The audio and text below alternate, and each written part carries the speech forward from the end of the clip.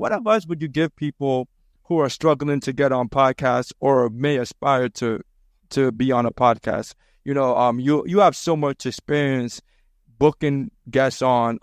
What are some things that people are looking from their guests, and how can people get on these platforms?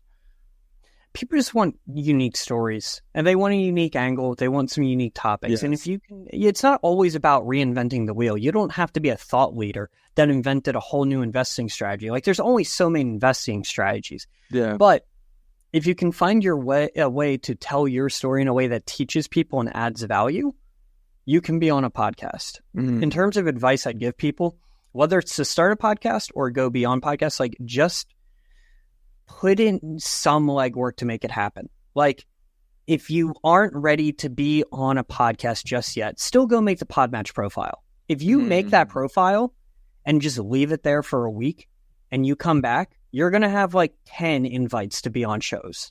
Wow. That's going to be people that decided for you that they believe you're a good fit. And that should boost your confidence a little bit.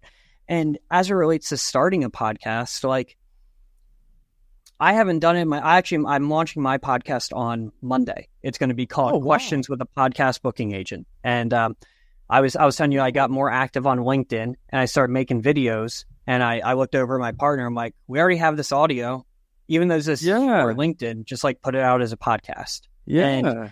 And there's like, if you just.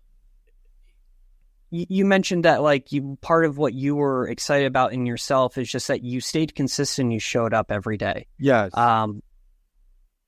Don't worry about who listens. Yes. Because in the beginning, it's probably going to be no one.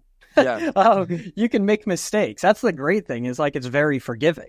You can change the name. You can delete an episode if you want. But like, if you have any desire to do any of this, just like, go do something.